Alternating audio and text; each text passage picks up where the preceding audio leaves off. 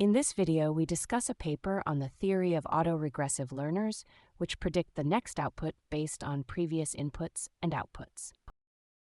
The theory explains how training models to predict the next token can enable them to learn complex functions with reasoning capabilities.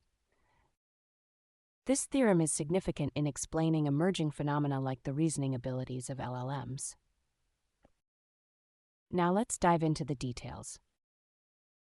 First, the paper introduces the theoretical framework of PAC Learning for auto-regressive learners. This framework is an extension of the traditional PAC Learning framework used in supervised learning.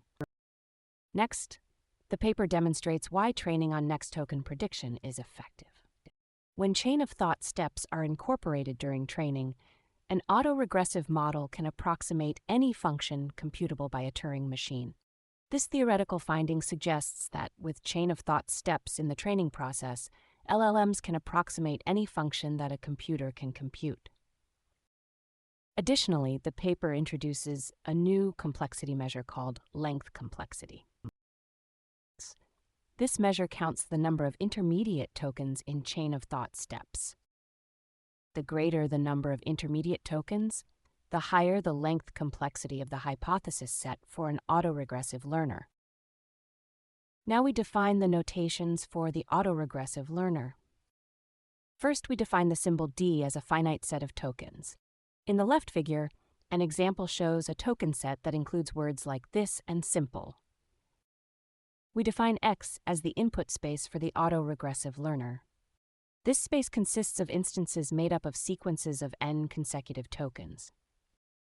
Z is the output space, which consists of strings of arbitrary length. For a fixed length t, we denote zt as dt. For example, z1 is the space of the string containing only one token, and z2 is the space of the string containing two tokens. The symbol h represents the autoregressive function, which maps the input space, along with its previous outputs, to the output space of a single token. For example, in the left figure, the input consists of three tokens, this, is, and a. The function h takes these three inputs and generates the next token, simple. In the next step, after this token is output, it is added to the previous input, resulting in a new input of 4 tokens. With these 4 tokens, h outputs the token sentence. Finally, the new token is then appended to the input. Then the input consists of 5 tokens, and h produces a period, signaling the end of the sentence. We define the symbol calligraphy h as the space of autoregressive hypotheses, consisting of a certain type of autoregressive functions. This space is for learning algorithm to choose a function h, which can predict the next token based on previous token. Now we introduce the concept of realizable, which refers to the existence of a perfect hypothesis capable of accurately predicting all instances in the dataset D. First, we assume that T represents the maximum output length. This means that dataset D consists of input X and output ZT, where the string length is finite and equals T.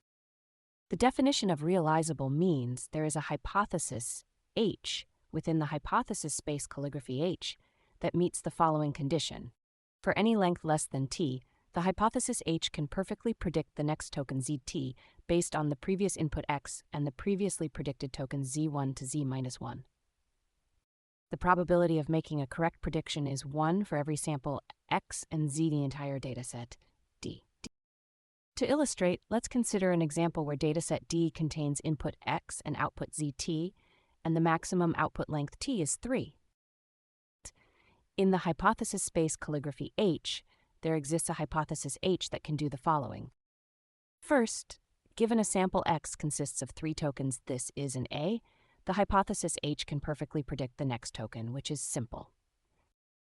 Next, using the input X and the first predicted token Z1, the hypothesis can also predict the next 2 tokens, sentence. Finally, in the last step, the hypothesis can predict the final token, which is a period. If every sample xz in dataset D can be perfectly predicted in this manner, we say that the dataset D is realizable by the hypothesis space calligraphy H. Next, we define what it means for a hypothesis space to be auto-regressively learnable.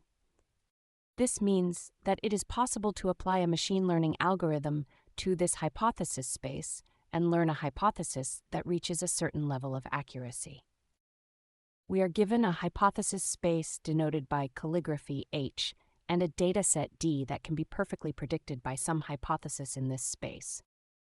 To train the model, we take a sample of M instances from the dataset, where M is determined by two parameters, epsilon and delta, both of which are values between 0 and 1. These parameters help determine how large the training sample M should be. For this kind of dataset and every corresponding training samples with respect to epsilon and delta, the training algorithm can select a hypothesis, referred to as small hat h, from the hypothesis space calligraphy H. There is a probability of at least 1 minus delta that the algorithm will choose a hypothesis hat h capable of accurately predicting all tokens in a sample drawn from the dataset during inference.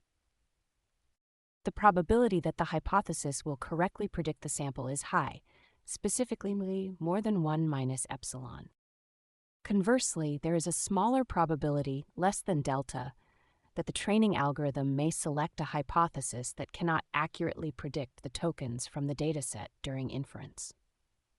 In this case, the hypothesis has a lower probability of correctly predicting the sample, specifically less than 1 minus epsilon. Here, delta refers to the probability that the algorithm chooses an inaccurate hypothesis, while epsilon refers to the probability that the selected hypothesis makes an incorrect prediction. Typically, epsilon and delta are small, indicating that the likelihood of choosing an accurate hypothesis and the probability of correct predictions are both high. Additionally, we introduce the concept of efficiently auto-regressively learnable. This condition not only requires that the hypothesis space is learnable, but also that the learning algorithm runs efficiently, in a time that grows at most polynomially with the size of the data. We now demonstrate that a sequence of supervised learnable hypothesis spaces can lead to an auto-regressively learnable hypothesis space. First, we define HT as a supervised learnable hypothesis space at time t, which maps the input space x and the previous output space zt-1 to the space of the current output token d. The auto-regressively learnable hypothesis space up to time t can be constructed by combining the supervised learnable hypothesis spaces at each time step from 1 to t. For every function h in this auto-regressively learnable hypothesis space, it consists of a sequence of supervised learning functions h1, h2, up to ht. Given the input data x and the previous outputs z up to time t-1, the supervised learning function ht is selected to predict the output at time t. Here's an example. In this case, the maximum sequence length is 3. The auto-regressively learnable hypothesis space is formed by a sequence of 3 supervised learnable hypothesis spaces, denoted as H1, H2, and H3. For predicting the first token, given input x, the supervised learning function H1 is selected from the hypothesis space H1. For predicting the second token, given the input x concatenated with the output of H1, the function H2 is selected from the hypothesis space H2. The final token is predicted in a similar way. Hence, an auto-regressively learning function H can be composed by these 3 supervised learning function H1, H2, and H3. This example shows that by using a sequence of supervised learning functions with an increasing length of input tokens, we can construct a new auto-regressively learning function. Now we present a theorem that shows PAC learnability in supervised learning implies PAC learnability in autoregressive settings. First, consider a sequence of supervised PAC learnable hypothesis spaces with M as the sample complexity determined by epsilon and delta. This means that for any epsilon and delta, there exists a supervised learning algorithm requiring M of epsilon and delta samples. With these samples, this algorithm can achieve a probability of at least 1 minus delta of selecting a function that can predict a sample with at least 1 minus epsilon accuracy. By combining these supervised learnable hypothesis spaces, we obtain a new hypothesis space that is autoregressively learnable with a sample complexity of M of epsilon over t and delta over t. This means that for any epsilon and delta, there exists an autoregressive learning algorithm requiring m of epsilon over t and delta over t samples. With these samples, this algorithm can achieve a probability of at least 1 minus delta of selecting a function that can predict a sample with at least 1 minus epsilon accuracy. The smaller epsilon and delta are, the higher the probability that the algorithm will select an accurate function during inference. Therefore, to achieve the same 1 minus epsilon accuracy with the same 1 minus delta probability, the number of samples needed for autoregressive learning is significantly larger than that required for supervised learning. This is because predicting an entire sequence of tokens accurately is more difficult than predicting a single token. Let's explain why. The following figure represents the probability space for the learning algorithm to select a hypothesis from the hypothesis space. The total probability is represented by the sum of the blue and green areas, which together equal 1. The blue area represents the probability that a supervised learning algorithm has less than delta over t chance of selecting an inaccurate function h that makes incorrect predictions with an error greater than epsilon over t. For instance, event E1 refers to selecting a function h1 with more than epsilon over t probability of incorrectly predicting z1 given x. Event E1 occurs with a probability of less than delta over t. The green area, denoted as event E', represents the probability that the autoregressive model achieves an error rate of less than epsilon. In the green area, each supervised learning hypothesis for every token position makes an error of less than epsilon over t. Therefore, the accumulated error over the entire sequence is less than epsilon. The event E' is the complementary of union of event E1, E2 up to ET. Hence, the probability in the green area is obtained by subtracting the probabilities in the blue areas. Using the union bound, the probability of event EP is greater than 1 minus delta. Thus, by using m of epsilon over t and delta over t samples for each supervised learning hypothesis space, we can achieve an auto-regressively learnable hypothesis space. In this section, we discuss the ability of an autoregressive function to approximate a function that is computable by a Turing machine. First, we define what it means for an autoregressive function to approximate another function. Given a target function f that directly maps an input space to an output space consisting of a single token, we want to approximate this function using an autoregressive function h. For the autoregressive function h, we recursively define its output at each step from 1 to t using the input x and the previous output h t minus 1 based on x. The approximation of f by h focuses only on the final output at step t. For any distribution over the token set Dn, we say that h approximates f with an epsilon error if, for the given distribution, there is less than epsilon probability that the final output of h does not match the output of f. Here's an example to illustrate this. Suppose the dataset Dn contains arithmetic questions. We sample a question x such as, what is 1 plus 3 times 2? The function f directly outputs the correct answer, which is 7.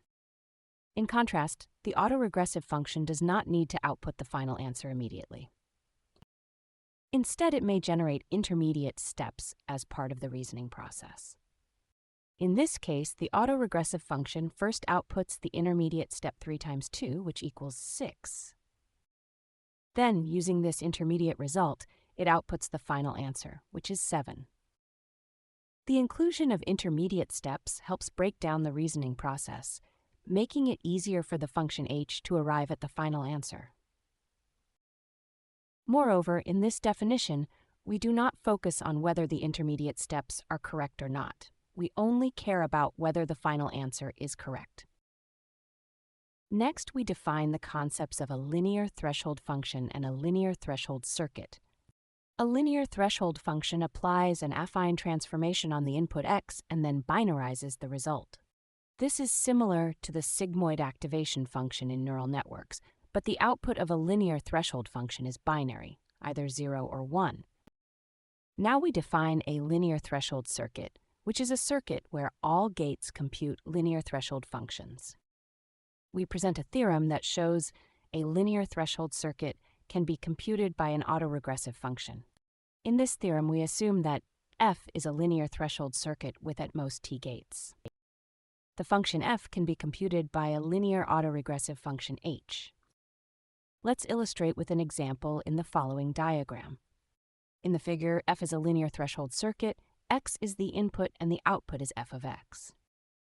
This linear threshold circuit consists of t gates, each of which computes a linear threshold function. These gates are labeled f1 through ft in topological order, with the final output of the circuit being ft. The function f can be computed by a linear autoregressive function h in the following steps. First, the input is fed to h. Since h is a linear autoregressive function, it computes the linear threshold function.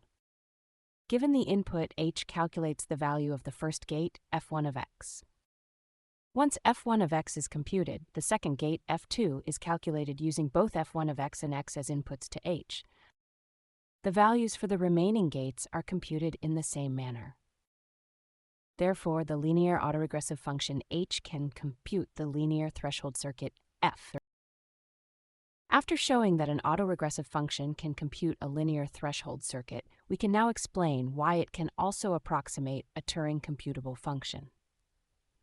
The key reason is that a Turing computable function can be computed by a linear threshold circuit of some size t, where t scales polynomially with the runtime. Therefore, linear autoregressive functions can compute any Turing computable function with only a polynomial increase in runtime. Next, we present a corollary to formalize these conditions. For any function f that is Turing computable in time t of n, and for any distribution d over inputs of size n, there exists a dataset consisting of strings of tokens where the size of each string is polynomial in t of n. By training on this dataset, a linear auto-regressive learning algorithm can efficiently find a function h that approximates f with respect to the dataset d. This means that for any computable function f, we can find a dataset to train the autoregressive function to approximate f. This explains why training large language models on vast amounts of data enables them to perform the tasks that can be accomplished by Turing computable functions. Now we present the concept of the cost of approximating a function f, which can be quantified by length complexity. We say that a hypothesis space calligraphy h computes a function space calligraphy f with a length complexity of t. This means that for every function f in the function space calligraphy f, there exists an autoregressive function h in the hypothesis space calligraphy h. This function h satisfies the following condition. For all samples x in the dataset Dn, the autoregressive function can accurately predict the value of f of x using a token sequence of length t, where t is as small as possible. Let's demonstrate the concept of length complexity with an example. Suppose there are two hypothesis spaces, calligraphy h1 and h2. Hypothesis space calligraphy h1 contains functions that can only perform addition. Hypothesis space calligraphy h2 contains functions that can compute both addition and multiplication. Given an input x, such as 1 plus 3, 2, a function h1 from hypothesis space calligraphy h1, which only handles addition, would have to break down the multiplication into multiple addition steps in its intermediate stages. This results in a larger length t to compute the final answer. However, a function h2 from hypothesis space calligraphy h2, capable of both addition and multiplication, can directly compute the multiplication in its intermediate steps. This results in a shorter length t. From these observations, we see that length complexity reflects the complexity of intermediate steps required to reach the final answer in an autoregressive hypothesis space. The simpler the hypothesis space, the larger the length complexity will be. It is important to note that the more complex the hypothesis space, the shorter the length complexity will be. However, increasing the complexity of the hypothesis space also leads to a corresponding increase in both sample complexity and computational complexity. In addition to defining how calligraphy H computes calligraphy F, we introduce the concept of epsilon approximation for length complexity. We say that a hypothesis space calligraphy H epsilon approximates calligraphy F with length complexity T if it contains a function that can correctly predict the samples, except with an error probability of less than epsilon. After introducing the theorems, we now move to the experimental section. In this experiment, a shallow multi-layer perceptron MLP with 775 million parameters is used as the autoregressive function.